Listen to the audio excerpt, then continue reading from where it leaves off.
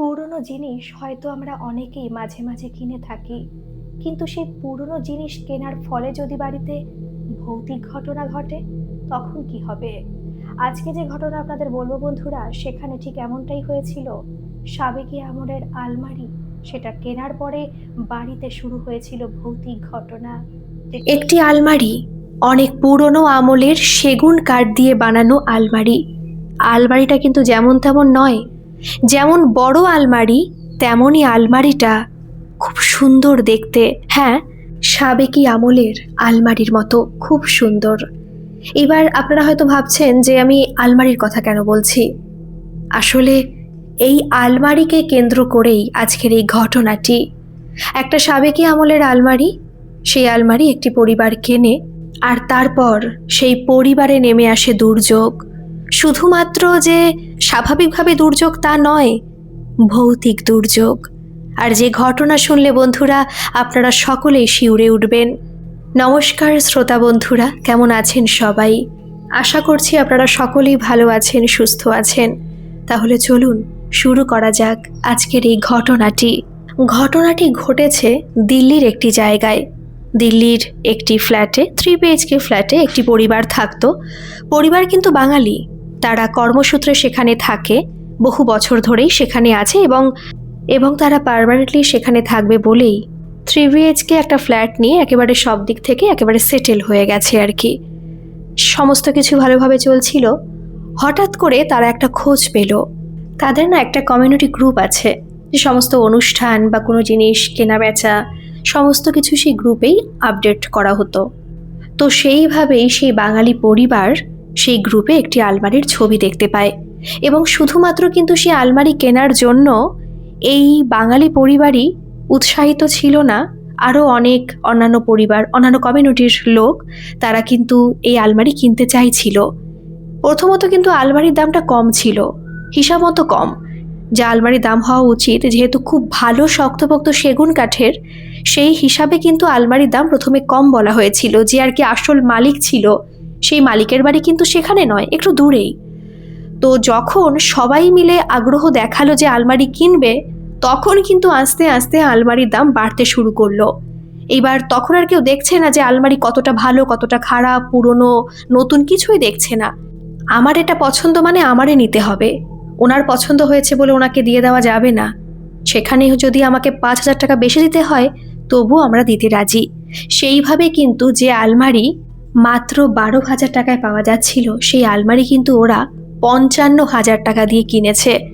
বেশি দিনের ঘটনা নয়, এই 3-3.5 বছর মতো হবে। মানে বলতে গেলে সেই আলমারি নিলামে উঠেছিল। যাই হোক, সেই বাঙালি পরিবার সেই আলমারি কিনতে পারলো এবং বেশ খুশিও হলো। এমনকি আপনারা শুনলে অবাক হবেন যে আলমারিটা ওনারা পেয়েছেন বলে ওনাদের সকলকে নাকি খাওয়াতেও হয়েছিল, যে দাদা আলমারি তো আপনিই পেয়ে গেলেন, তাহলে একটা ট্রিট দিন, খাওয়ান। খাইয়েও ছিল ছোটোখাটোভাবে অনুষ্ঠান করে। আলমারি সেই দিন কিন্তু নিয়ে আসেনি, যেদিন আর কি অনুষ্ঠান করা হয়েছিল। কেনার আগে ওদের খাইয়ে দেওয়া হয়েছিল। তারপরের দিন, যেহেতু চাকরি বাকরি করে, তো সকলে চাকরি বাকরি করে, অর্থাৎ স্বামী স্ত্রী দুজনেই চাকরি করে।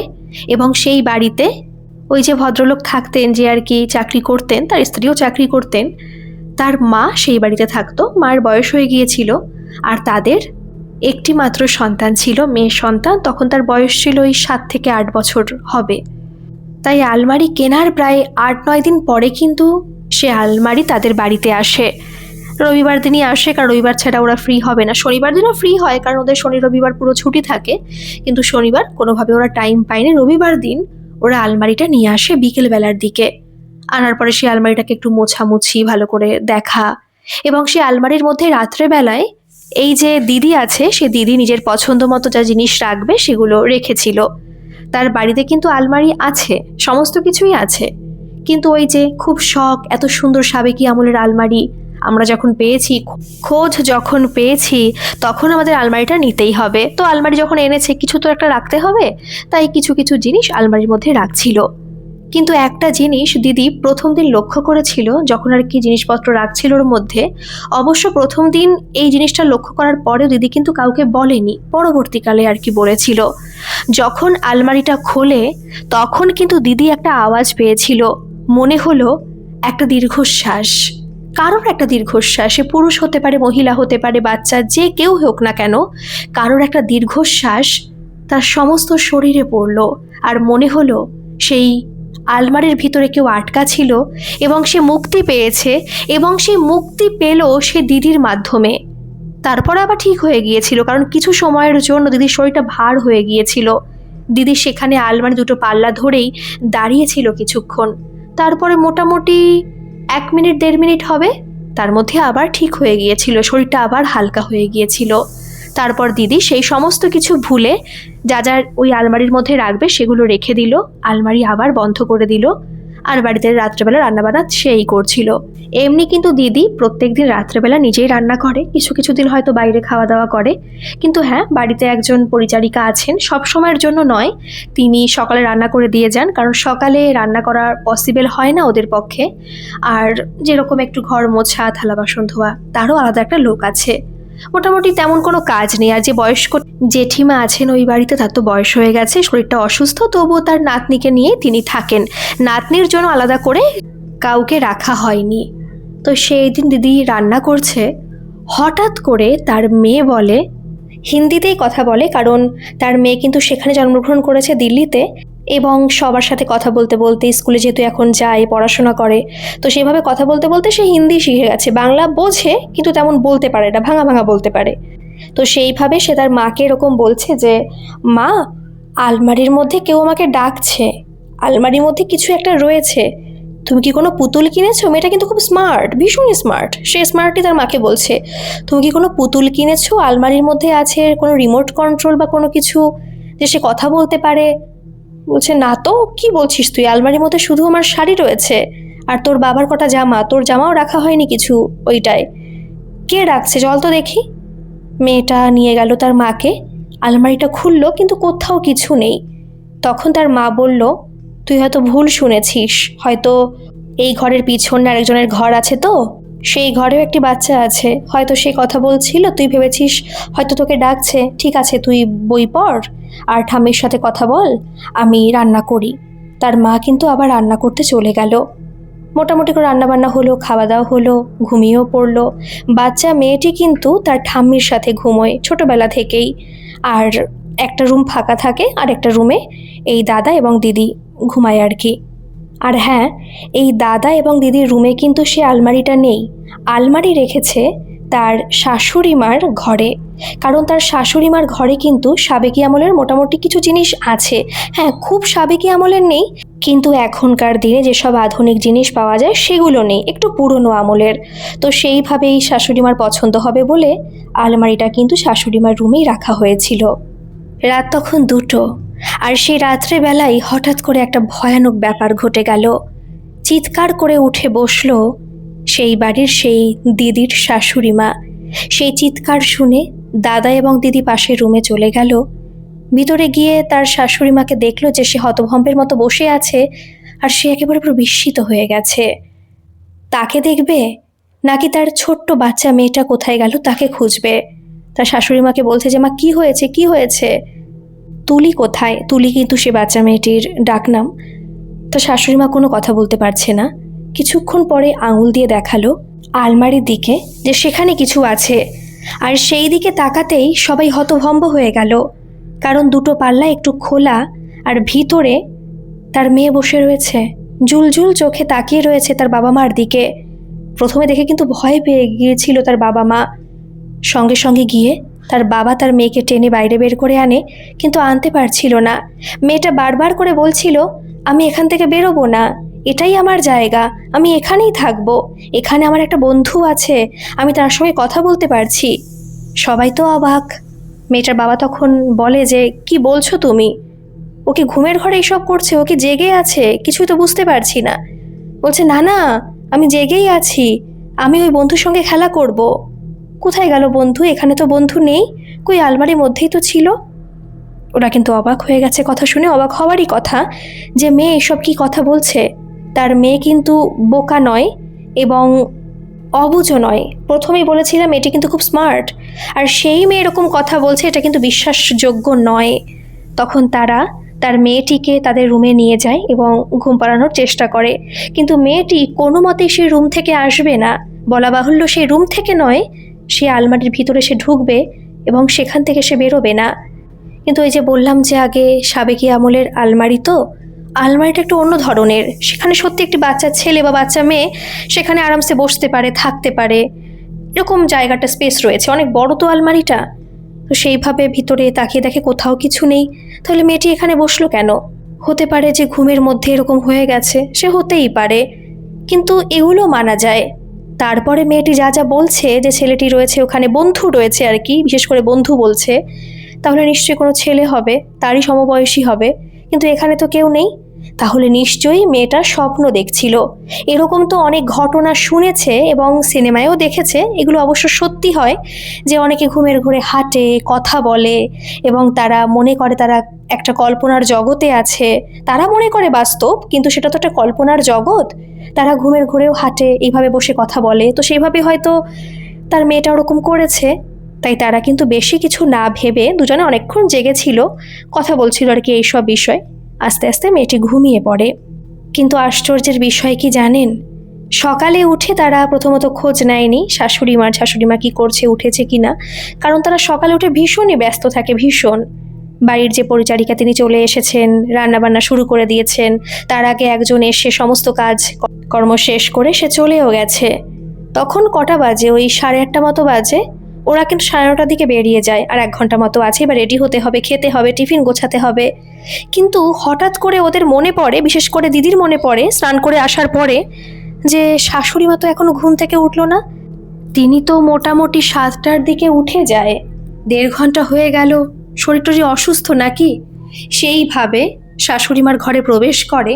দরজা কোনো দিনই শাশুড়িমা দেন না। সেই ঘরে প্রবেশ করার পরে দেখে যে শাশুড়িমা শুয়ে আছে, মনে হচ্ছে এখনও সে ঘুমিয়ে আছে। যখন তাকে ডাকে 2-3 বার, ডাকে সাড়া দেয় না, মনটার একটু ছ্যাঁত করে ওঠে দিদির। তখন দিদি তার শাশুড়িমার গায়ে হাত দিয়ে ডাকতে যায়, কিন্তু তার শরীর ছিল বরফের মতো ঠান্ডা। দিদি চিৎকার করে ওঠে। সেই চিৎকার শুনে তার হাজবেন্ড সেই ঘরে প্রবেশ করে। যে কাকিমা রান্না করছিল সেখানে, সেই কাকিমাও সেখানে ঢোকে। সবাই হতভম্ব হয়ে যায়, বুঝতে পারছেন কি সিচুয়েশন। ডাক্তার ডাকা হয়, তিনি বলেন রাত্রেবেলায় ঘুমের মধ্যে হার্ট অ্যাটাক হয়ে তিনি মারা গেছেন। এই মৃত্যুটাকে কিন্তু স্বাভাবিকভাবে তারা ধরে নিয়েছে, কারণ ওই যে প্রথমেই বললাম তিনি একটু অসুস্থও ছিলেন আর বয়সও তার হয়ে গিয়েছিল অনেক। তো সেইভাবে তার কাজকর্ম শেষ করা হয়, বাড়িতে ওষুধ চলে। এদিকে দাদার কিন্তু যে নিজের বসত ভিটে সেটা কিন্তু আর নেই, কারণ সেগুলো বিক্রি করেই কিন্তু তারা দিল্লিতে শিফট হয়ে গিয়েছিল। কিন্তু দিদির কলকাতাতে বাপের বাড়ি, সেখান থেকে লোকজন আসে। যেদিন খবরটা শুনে তার পরের দিনই চলে আসে, এসে ওখানে থাকে। অনেক গোছগাছের ব্যাপার আছে, তো একটা মারা গেলে মানুষ কত কাজকর্ম থাকে, সেসবে হেল্প করছে। কিন্তু একটা জিনিস দিদি লক্ষ্য করেছিল, যেদিন আর কি সে জানতে পারে শাশুড়ি মা নেই, মারা গেছে, সেই সময় কিন্তু আলমারিটা পুরো খোলা ছিল আর 2-3টে শাড়ি নিচে কিন্তু ফেলানো ছিল। সেদিকে দিদি খেয়াল করেছিল ঠিকই, কিন্তু শাশুড়ি মার এই অবস্থা দেখে তার আর কিছু বলার সময় ছিল না, কাউকে সে বলতেও পারেনি কিছু। কিন্তু পরে এই জিনিসটা নিয়ে সে ভেবেছে, তার ভয়ও লেগেছে যে আলমারিটা কিছু নেই তো। কারণ এমন তো নয় দিদি বোকা বা দিদি এই সব ভৌতিক ব্যাপারে কখনো শোনেনি। হ্যাঁ, সে বিশ্বাস করে না, কিন্তু সে যে কখনো শোনেনি এমন তো নয়, শুনেছে। তাহলে কি সত্যি এই সব জিনিস এক্সিস্ট করে এই পৃথিবীতে? সত্যি কি এইসব ভূত বলে কিছু আছে, নাকি সবই তার মনের ভুল? তার পরক্ষণে আবার সে ভাবে না এটা আমার মনের ভুলই, কারণ রাত্রেবেলায় যখন তার মেয়েকে সেই ঘরে থেকে নিয়ে আসে তখন তো দরজা খোলাই ছিল। তার একবার মনে আছে দরজাটা বন্ধ করেছিল, কিন্তু হতেও পারে দরজা হয়তো খোলা রেখেছিল, তার মনে নেই। আর সেই সময় হয়তো শাড়িগুলো পরে গিয়েছিল, খেয়াল করেনি বাচ্চাকে ওই অবস্থায় দেখে। এইভাবেই কিন্তু সে নিজেকে মেনে নিয়েছে। আর সত্যি কথা বলতে কি, দিদির শাশুড়ি মা মারা যাওয়ার 3 দিনের পরে দিদি স্বপ্ন দেখেছিল। তার শাশুড়ি মা তার স্বপ্নে এসে তাকে বলেছিল, আলমারিটাকে সরিয়ে দাও, সরিয়ে দাও, না হলে সমস্ত কিছু শেষ হয়ে যাবে। ক্ষণিকের জন্য সে স্বপ্নটা দেখেছিল। আর দেখবেন অনেক সময় না এটা হয়, আপনারা বুঝতে পারবেন, রিলেট করতে পারবেন। অনেক সময় একটা রাত্রে অনেকে অনেকগুলো স্বপ্ন দেখে। ধরুন কেউ 12:30 একটা দিকে কোনো স্বপ্ন দেখছে, তারপর যদি আবারও অন্য কোনো সে স্বপ্ন দেখে না, তাহলে পুরনো স্বপ্নটাকে সে ভুলে যায়, অতটা মনে এফেক্ট ফেলে না। দিদির ক্ষেত্রেও তাই হয়েছিল, সকালে উঠে সে ভুলে গিয়েছিল, কিন্তু হ্যাঁ দুপুরের মাঝামাঝি সময় তার মনে পড়েছিল, কিন্তু এই ঘটনা তাকে অতটা এফেক্ট করতে পারেনি। কিন্তু সে একবার ভেবেছিল শাশুড়ি মা এসে এরকম বলল কেন। হতেও পারে কারণ হয়তো সে বারবার করে আলমারির সম্পর্কে ভাবছে, তার শাশুড়ি মার সম্পর্কে ভাবছে, আর যে জিনিসটা নিয়ে বারংবার ভাবা হয় সেই জিনিসটা নিয়ে কিন্তু মানুষেরা রাত্রেবেলা স্বপ্ন দেখে। আর তার ক্ষেত্রেই সেটা হয়েছে। প্রথমত সে একজন আধুনিকা মেয়ে এবং সে মডার্ন যুগে বসবাস করছে, আর সে যদি আগেকার পুরনো পন্থীদের মতো চিন্তাভাবনা করে তাহলে কিন্তু ভুল হবে। তাহলে সে সেই সব মানুষদের মতো হয়ে যাবে যারা এইসব কুসংস্কারকে বিশ্বাস করে। তাই এই যে শাশুড়িমা মারা যাওয়ার পর থেকে তার মনে একটা ভয় ছিল, সে ইচ্ছে করে সেই ভয়টাকে কিন্তু দূরে সরিয়ে দিয়েছে। আর এদিকে তার যে হাজবেন্ড মানে সেই দাদা এই আলমারি নিয়ে কিন্তু একদমই বদর নয়, একদমই নয়। আর এই আলমারির সম্পর্কে সেই দিদি, তার যে ফ্যামিলি এসেছিল, ফ্যামিলি বলতে কি এসেছিল, তার মা এসেছিল আর তার একটা বোন ছিল, কাকাতো বোন, সে এসেছিল। আর বাকিরা এসে কিন্তু চলে গিয়েছিল। সবার পক্ষে তো আর থাকা পসিবল নয়, তাদেরও কাজকর্ম রয়েছে। এই যে তার মা এবং তার বোন, তাকেও কিন্তু জানায়নি, মানে তাদেরও জানায়নি এই আলমারির সম্পর্কে। আর শাশুড়ি মা মারা যাওয়ার পর থেকে এই যে 3-4 দিন হয়ে গেল, সেই ঘরে কিন্তু কেউ থাকেও নি। যেহেতু আরেকটা ঘর আছে, যে ঘর ফাঁকা পড়ে থাকে সেই ঘরেই থেকেছিল। এই কারণে থাকেনি যে একজন মারা গেছে সেই ঘরে হঠাৎ করে থাকবো, কেমন একটা লাগে না, তো সেভাবেই থাকেনি। 3-4 দিন তো চলে গেল, আর তো কোনো সমস্যা হলো না। কি ভাবছেন সমস্যা চলে গেছে? একদমই নয়। সেই দিন দিদি এবং দাদার কিছু কাজের সূত্রে বাইরে যেতে হয়েছিল, কারণ অফিস তো এখন ছুটি। কিছু কাজ হোল্ডে ছিল, সেই কাজটা আর কি শেষ করতে গিয়েছিল। আর এদিকে বাচ্চা মেয়েটি স্কুলে ভর্তি হয়েছে, 3-4 দিন স্কুলে যায় না, তাকে স্কুলে যেতেই হবে কারণ তার সেই সময় একটা পরীক্ষা চলছে। তার মা মানে দিদির মা, সেও কিন্তু খুব স্মার্ট। এক সময় চাকরি করতেন, এখন চাকরি করেন না। তিনি তার ছোট্ট নাতনিকে নিয়ে স্কুলে চলে গেছেন। আর বাড়িতে তখন আছে শুধুমাত্র সেই বোনটি। সেই বোনের বয়স তখন 21 বছর। বাড়িতে যিনি রান্না করেন, রান্না করে অলরেডি চলেও গেছে। তখন কটা বাজে? ওই 11:30-12টা মতো বাজে। এই মেয়েটি তখন বারান্দায় সোফায় বসে ফোন ঘাঁটছিল, কিন্তু হঠাৎ করে সে শুনতে পেল এই যে তার দিদির শাশুড়িমার ঘর থেকে কিছু একটা আওয়াজ আসছে। সেই আওয়াজকে কেন্দ্র করে সেই ঘরের মধ্যে প্রবেশ করে, এবং ঘরের মধ্যে প্রবেশ করে সে কিছু দেখতে পায় না, শুধুমাত্র দেখতে পায় সেই আলমারিটিকে, এবং তার আলমারি প্রতি নজর চলে যায়। এটাই স্বাভাবিক, কারণ সে আলমারি নজর কাড়তে জানে। আলমারিটা এত সুন্দর। তখন সে বোন ভাবে, এত সুন্দর আলমারি তো কখনোই দেখিনি, এত সুন্দর আলমারি দিদি কবে কিনলো, কখনো তো বলেনি। সেই বোন কিন্তু জানে যে আলমারিতে হাত দেওয়া তার উচিত নয়, যেহেতু কেউ বাড়িতে নেই। বাড়িতে থাকলে সে আলমারিতে হাত দিতেই পারত, কিন্তু সে এতটাই সে আলমারির প্রতি মুগ্ধ হয়ে গিয়েছিল, সে একেবারে হাইপনোটাইজ হয়ে গিয়েছিল। সে আস্তে আস্তে হাঁটছিল, মনে হচ্ছে সে আলমারির ভিতর থেকে তাকে কেউ ডাকছে। সে আস্তে আস্তে আলমারিটা খুলল। আলমারি কিন্তু লক করা ছিল না, জাস্ট পাল্লাটা বন্ধ করা ছিল। যে আলমারি দুটো পাল্লা খুলল, ওই মেয়েটা পরে বলেছিল আর কি, ওই বোন, যে আলমারির ভিতরে সে হঠাৎ করে একটি 7-8 বছরের বাচ্চা ছেলেকে দেখতে পেয়েছিল, এবং তাকে নাকি বিভৎস দেখতে ছিল, বিভৎস। আর সেখানেই সে অজ্ঞান হয়ে পড়ে যায়। তার যখন জ্ঞান ফেরে তখন সে দেখে তার দিদির বিছানায় সে শুয়ে আছে, এবং চারিপাশে তার দিদি, তার জামাইবাবু, তার যে জেঠিমা, তারা রয়েছে, এবং তাকে এমনভাবে ঘিরে রয়েছে যে তার জ্ঞান ফিরলে তাকে জিজ্ঞেস করবে কি হয়েছিল। সবাই খুব ভয় পেয়ে গেছে, ভীষণ ভয়। যখন তার জ্ঞান ফিরে আসে তখন কিন্তু সে ভুলে গিয়েছিল যে সে কি কারণে জ্ঞান হারিয়েছিল। সে পুরো চমকে ওঠে এবং ধপ করে না বিছানায় উঠে বসে, যে কি হয়েছে, তোমরা এখানে কেন? এবং এই যে কথা সেই বোনটি বলল, তার সঙ্গে সঙ্গে কিন্তু বোনের মনে পড়ে গিয়েছিল সে কি দেখেছিল এবং সে কি কারণে জ্ঞান হারিয়ে পড়ে গিয়েছিল। সে তখন চিৎকার করে তার জেঠিমাকে জড়িয়ে ধরে আর বলে, জেঠিমা জেঠিমা, ওই আলমারির মধ্যে। সবাই তখন বলে, কি হয়েছে বল, আলমারির মধ্যে কি? সে তখন কথা বলতে পারে না, কথা সে বলতেই পারছে না, সে ঘামছে দরদর করে, প্রচণ্ড পরিমাণে ঘামছে। তখন সে বলে, আলমারির মধ্যে একটা ছেলেকে দেখলাম, একটা বাচ্চা ছেলে। বলছে, বাচ্চা ছেলে? বলছে, হ্যাঁ বাচ্চা ছেলে, কেমন বিভৎস চেহারা তার। কেউ তার কথা বুঝতে পারছে না, তার বোন কি বলছে কিছুই বুঝতে পারছে না। সে তখন ওই শরীর খারাপ অবস্থাতেই বিছানা থেকে নেমে দৌড়ে যায় সে আলমারির কাছে, কারণ তখনও না সে ভাবতে পারছে না যে ওই বাচ্চা ছেলেটি কোনো আত্মা হতে পারে। তখনও সে ভাবছে যে বাচ্চা ছেলেটি ওখানে হয়তো আটকা পড়ে রয়েছে, হয়তো কিছু একটা আছে, হয়তো সে এক্সিস্ট করে এই পৃথিবীতে, সে মানুষ। দৌড়ে গেছে, নিজে থেকে আলমারিটা খুলেছে, কিন্তু সে আলমারির মধ্যে কাউকে দেখতে পায়নি। পেছন পেছন তার সঙ্গে সঙ্গে সবাই ছুটে সেই আলমারির ওখানে এসেছে, দেখছে যে তার বোন কি করছে।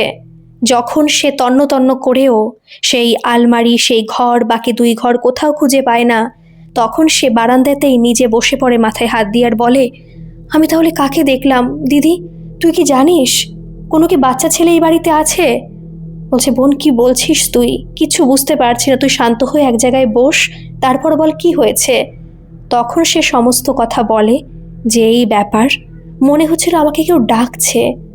আমি ভেবেছিলাম আমার ভুলও হতে পারে, তবুও ঘরের মধ্যে গিয়েছিলাম। কিন্তু সেখানে যাওয়ার পরে আমি আলমারির দিকে তাকাই, প্রথমত আলমারি দেখে আমার সত্যি খুব ভালো লাগে। আমি সেখান থেকে চলে আসতে চেয়েছিলাম, আলমারি আমি ধরতে চাইছিলাম না, কিন্তু মনে হচ্ছিল কেউ আমাকে জোর করে সে আলমারির মধ্যে নিয়ে যেতে চাইছে। আমি সেখানে যাই, আলমারিটা খুলি, আর আলমারি খোলার পরে আমি একটা বাচ্চা ছেলেকে দেখতে পাই। বিভৎস চেহারা, 1 সেকেন্ড বা 2 সেকেন্ডের জন্য, আর তারপরেই হয়তো আমি জ্ঞান হারিয়ে পড়ে যাই। কেউ কিছু বুঝতে পারুক আর না পারুক, সেই বাড়ির সে দিদি কিন্তু বুঝতে পারছে যে না, কিছু একটা এক্সিস্ট করে, ভূত বলে সত্যি কিছু আছে। কারণ প্রথম দিন তার মেয়ে বারবার করে কিন্তু বলেছিল সেখানে তার বন্ধু রয়েছে, সেখানে তার বন্ধু রয়েছে যার সাথে সে খেলতে চায়। এই যে তার ঠাকুমা মারা গেল, তারপরেও কিন্তু সে বারংবার সেই ঘরের মধ্যে প্রবেশ করতে চায়, কিন্তু তাকে সবসময় আগলে রাখা হয়, এটা ভেবে যে ওই ঘরে তো ঠাকুমা থাকতো, তার ঠাম্মি থাকতো। ঠাম্মির প্রতি তার প্রচুর ভালোবাসা ছিল, ঠাম্মিও তাকে খুব ভালোবাসতো। হয়তো সেই ঘরের মধ্যে সে ঠাম্মিকে খুঁজতে যাচ্ছে। তার মা, অর্থাৎ সে দিদির মা কিন্তু বারবার করে বলেছিল, দেখ এখন কিন্তু মেয়েকে একটু সাবধানে রাখিস, নিজের চোখে চোখে রাখিস, আর আমি তো আছি, আমি সবসময় চোখে চোখে রাখবো। কারণ এরকম তো আমাদের ওখানে প্রচুর দেখেছি যে কেউ একজন মারা গেলে তার প্রতি অনেক টান থাকে, এবং যে মারা যায় তারও কিন্তু তার ভালোবাসার মানুষদের প্রতি টান থেকে যায়, অতএব সেই ঘরে কিন্তু ওকে পাঠাবি না। কিন্তু বাচ্চা মেয়েটি যে 1-2 বার বলেছিল সে আলমারির ওখানে যেতে চায়, তার বন্ধুর সঙ্গে খেলতে চায়, কিন্তু সবাই এই কয়দিন এত ব্যস্ত ছিল যে কেউ কিন্তু তার কথা বুঝতে পারেনি। এইবার কিন্তু সেই দিদি রিলেট করতে পারছে সমস্ত কিছু, যে তার মেয়ে সেই ঘরের মধ্যে তার ঠাম্মির জন্য যেতে চাইছিল না, সে যেতে চাইছিল সেই আলমারির মধ্যে। ওই আলমারি অভিশপ্ত, ওখানে এমন কিছু আছে যার ফলে তার মেয়ে এরকম করছে, তার বোন এরকম দেখেছে, আর হয়তো তার শাশুড়ি মা স্বাভাবিকভাবে মারা যায়নি, হয়তো সে ভয় পেয়ে মারা গেছে, কিছু সে দেখেছে, হতেও তো পারে। তখন সে শান্তভাবে তার বোনকে বলে, ঠিক আছে তুই চুপ করে বস, আমরা তো আছি, কিছুই হবে না, দেখছি কি করা যায়। তখন দিদি সবার সামনে সেই দাদাকে হাত ধরে টেনে ঘরের মধ্যে নিয়ে যায়, নিজেদের ঘরেই নিয়ে যায়, দরজা বন্ধ করে, এবং ভিতরে বসে সমস্ত কথা দিদি তার হাজবেন্ডকে জানায়। প্রথম থেকে তার হাজবেন্ড কিন্তু বিশ্বাস করতে চায় না। পুরুষ মানুষরা কি এমনই হয়? সবাই কিন্তু নয়, অনেকে বিশ্বাস করতে চায় না এই সব কিছু। তারা বলে যে এটা মনের ভুল, তোমরা ভুল ভাবছো, কল্পনা করছো, এবং সেই কল্পনাকে কেন্দ্র করেই তোমরা ভয় পাচ্ছ, অন্যকে ভয় দিচ্ছ। দিদি বারংবার বোঝানোর চেষ্টা করে যে না, আমি তো প্রথমত এগুলো বিশ্বাস করি না, তুমি ভালো করেই জানো। আর যে মানুষ আমি বিশ্বাস করছি, তাহলে হয়তো নিশ্চয়ই এখানে কোনো কারণ আছে। তুমি দয়া করে এটাকে একটু গুরুত্ব দাও। কিন্তু দাদা সেই সময় কোনো গুরুত্ব দেয় না।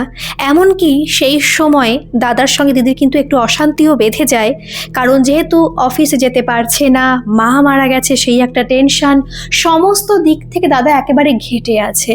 তাই সে নতুন করে আর কোনো প্রেশার নিতে পারছিল না। বাইরে যখন দিদি বেরিয়ে আসে তখন জিজ্ঞেস করে যে কি হয়েছিল, অশান্তি করছিস কেন, কি হয়েছে? তখন দিদি তার মাকে সমস্ত ঘটনা খুলে বলে অন্য একটি ঘরে গিয়ে, কারণ তার বোনের সামনে সমস্ত ঘটনা বলতে চায় না। বোন এমনি ভয় পেয়ে আছে, তাকে কালকের মধ্যে এখান থেকে কলকাতা পাঠানোর ব্যবস্থা করতে হবে, এখানে রাখা যাবে না। কারণ সে বোন, তার নিজেরই বোন, তবুও তার কাকু আছে, কাকিমা আছে, তারা কি ভাববে যে ওখানে যাওয়ার পরে তার মেয়ে অসুস্থ হয়ে পড়েছে। তাই ফ্লাইটে করে তাকে কলকাতা পাঠানোর ব্যবস্থা তারা করছে।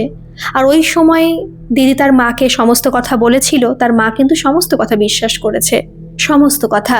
সে তখন বলেছে, তুই যত শীঘ্রই পারিস ওকে বোঝা, মানে জামাইকে বোঝা এবং আলমারি বিক্রি করার ব্যবস্থা কর। তারপর দিদি আবারও বলেছিল, কিন্তু দাদা কোনো কথা শুনতেই চাইছে না, সেখান থেকে বেরিয়ে যায়। এইভাবে কিন্তু চুপচাপ রয়েছে সমস্ত কিছু, কারণ দিদির একার পক্ষে সমস্ত কিছু করা সম্ভব হচ্ছিল না, যেহেতু একটা বাড়িতে ওষুধ চলছে, কাজকর্ম ডেলি চলছে। এইভাবে করতে করতে কিন্তু আরও 3 দিন চলে যায়, অর্থাৎ সেই দিদির শাশুড়ি মা মারা যাওয়ার প্রায় 8 দিন হয়ে গেছে। এই 3 দিনের মধ্যেই ঘরটাকে তালা বন্ধ করে দিদি রেখে দিয়েছে। দাদা জিজ্ঞেস করেছিল একবার যে মায়ের ঘর তালা দিয়েছো কেন?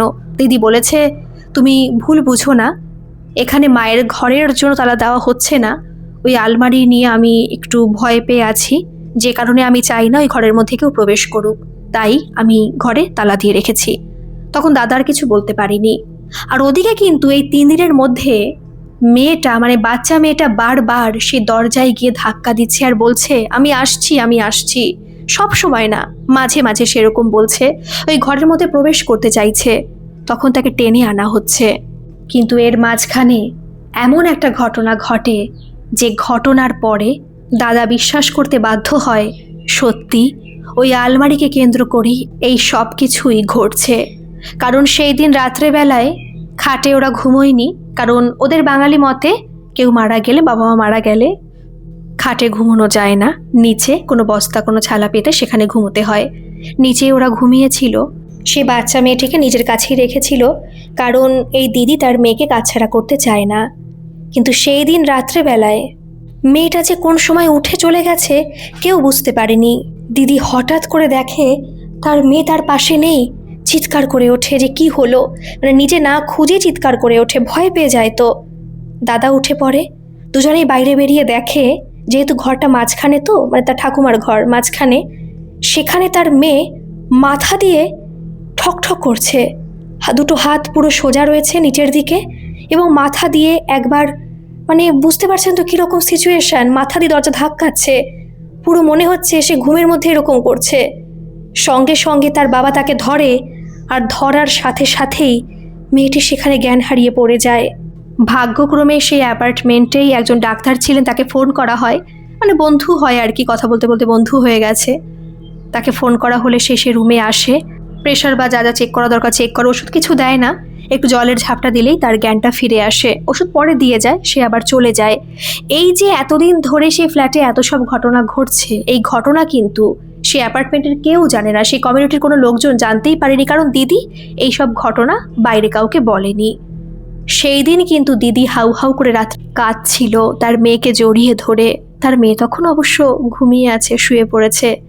তখন কিন্তু দাদা কোনো কথা বলতে পারছিল না, কারণ দাদা এবার বিশ্বাস করেছে যে সত্যি ওই ঘরের মধ্যে কিছু একটা আছে, না হলে মেয়ে এরকম করবে কেন? মেয়ের 7-8 বছর বয়স হয়ে গেল, মেয়ে এরকম কখনো করেনি। শুধু মেয়ে কেন, তার বাড়িতে এরকম কোনো ঘটনা এর আগে কখনো ঘটেনি। ওই আলমারি আসার পর থেকেই এই বাড়িতে এরকম ঘটনা ঘটছে। কালকে সকাল হলেই দাদা সে অ্যাপার্টমেন্টের প্রত্যেকে এই ঘটনা বলে, প্রত্যেককেই। তারা সবাই তো ভয় পেয়ে যায়। তারা ভয় পেয়ে যায় এই কারণে যে যদি সেই আলমারি ওরা কিনতো, তাহলে ওদের সঙ্গেও এরকম কাণ্ড ঘটতো, এরকম ব্যাপার ঘটতো। অনেকে আবার বলে যারা আর কি কিনতে ইচ্ছুক ছিল না তারা বলে, আমরা কিন্তু কিনতে চাইনি, আসলে পুরনো জিনিস আমরা কিনতে চাই না। আর বিশেষ করে এইসব সাবেকি জিনিস, কারণ তার পুরনো ইতিহাস না জেনে এগুলো কেনা একদমই উচিত নয়।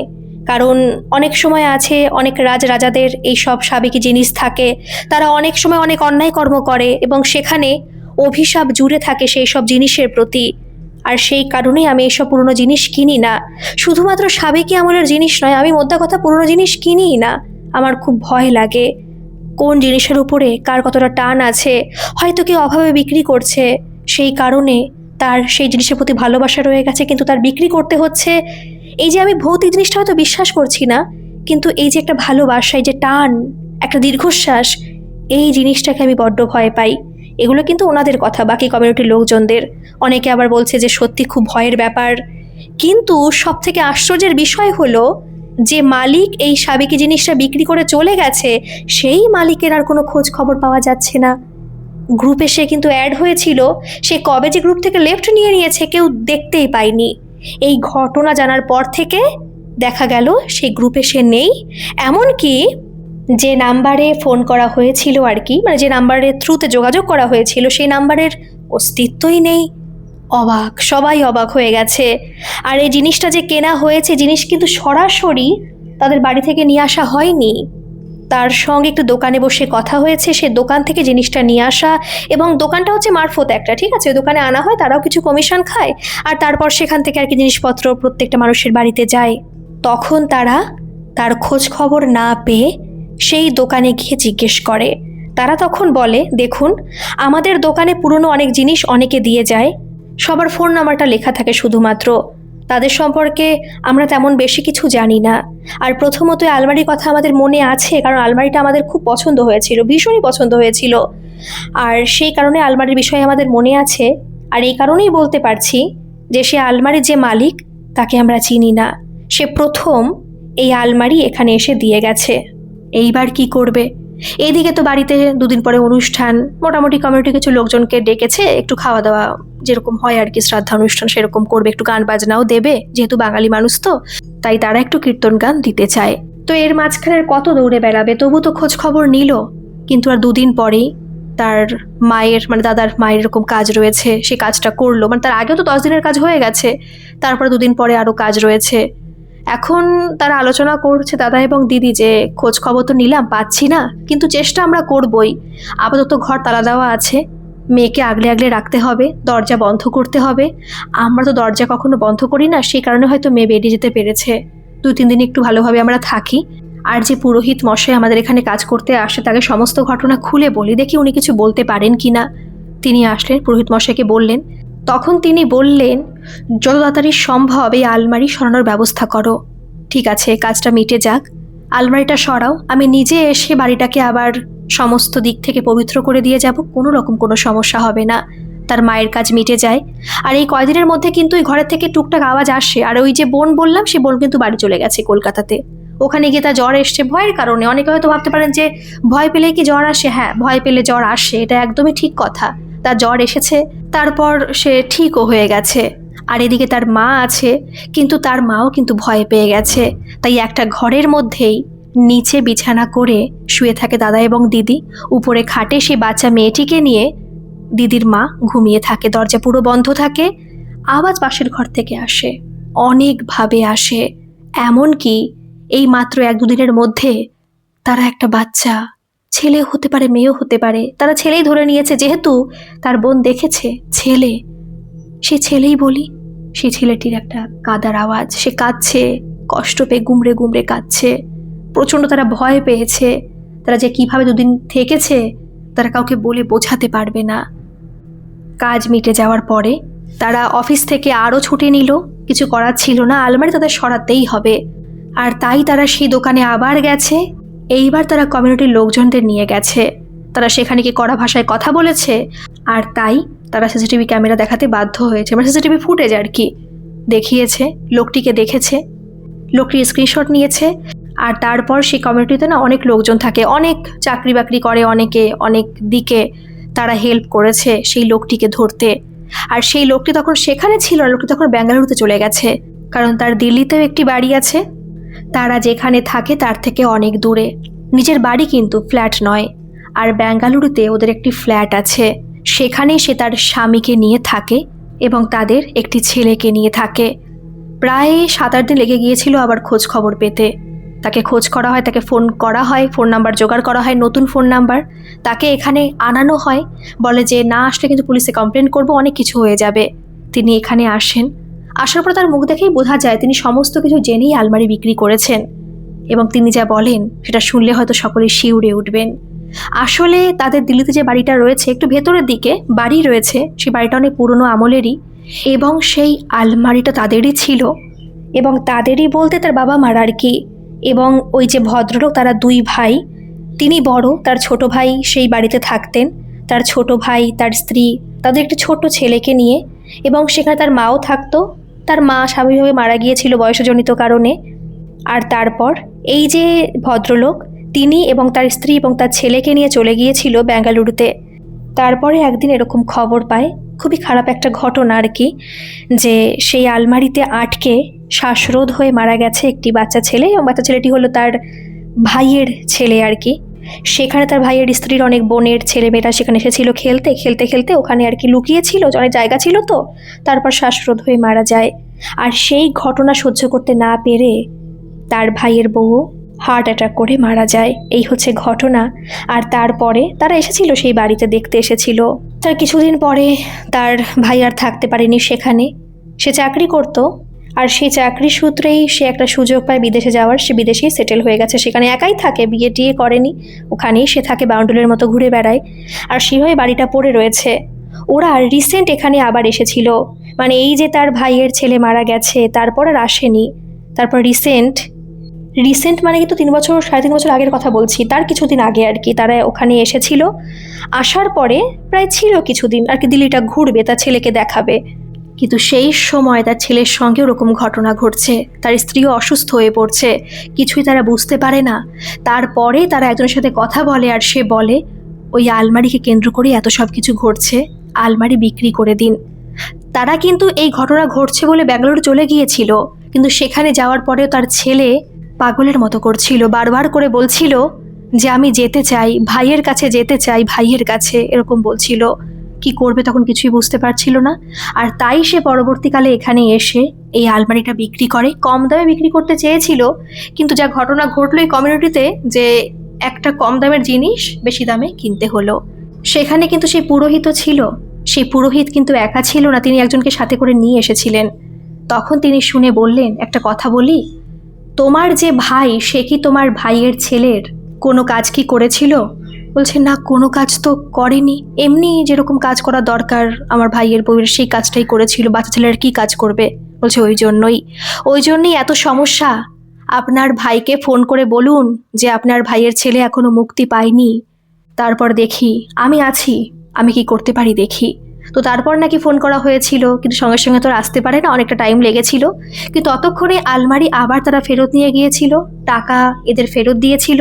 যে পুরোহিত মশাই বলেছিলেন তার বাড়ি আবার ঠিকঠাক করে দেবে, মানে দিদি এবং দাদার বাড়ি, সে পুরোহিত মশাই ঠিক করেনি, যাকে তিনি নিয়ে এসেছিলেন তিনিই ঠিক করে দিয়েছেন। বলছে আর কোনো বাড়িতে সমস্যা হবে না। সত্যি আর কোনো সমস্যা এই বাড়িতে আর হয়নি, কিন্তু ওই বাড়িতে আবার হয়েছিল। আর আলমারি ফেরত যাওয়ার পরে কিন্তু ওই যে ছেলেটি যে ব্যাঙ্গালোরতে থাকে, মানে এই ভদ্রলোকের ছেলে, সে কিন্তু ওরকমই করছিল আবার। আর তাই একটা তাবিজ এই যে পুরোহিত মশাইয়ের সঙ্গে যে এসেছিল সে দিয়েছিল, সেই তাবিজটা তার হাতে বেঁধে দেওয়ার পরে সে একটু ঠিক ছিল। তার কিছুদিন পরে তার ভাই এরকম আসে, সে পুরো অন্যরকম হয়ে গেছে, দাড়ি গোফ হয়ে সে অন্যরকম অবস্থা। সে আসে, তাকে সমস্ত কথা বলা হয়, সে খুব কান্নাকাটি করে। আর তারপর সে নিজে দাঁড়িয়ে থেকেই তার ছেলের আবার অনেক কাজকর্ম সেখানে করা হয়, তাকে মুক্তি দেওয়া হয়। তো এই ছিল আজকের ঘটনা বন্ধুরা, শুনে সত্যি নিজেও শিউরে উঠছি। যাই হোক, আপনাদের ঘটনাটা কেমন লাগলো অবশ্যই কিন্তু কমেন্টে জানাবেন। আর হ্যাঁ, একটা সাবস্ক্রাইব করে আমার পাশে থাকবেন। আর যদি এরকম কোনো ঘটনা আপনাদের সাথে ঘটে থাকে, যেটা অলৌকিক হোক, অতিজাগতিক হোক, দৈবিক, ঐশ্বরিক, ভৌতিক, যে কোনো ধরনের ঘটনা, আপনারা কিন্তু আমাকে নির্দ্বিধায় পাঠাতে পারেন। আমার মেল আইডি ডেসক্রিপশন বক্সে দেওয়া আছে, আপনারা সেখানে গিয়ে আমাকে মেল করতে পারেন। ধন্যবাদ, ভালো থাকবেন, সুস্থ থাকবেন, আবারও আসবো এরকম কোনো ঘটনা নিয়ে।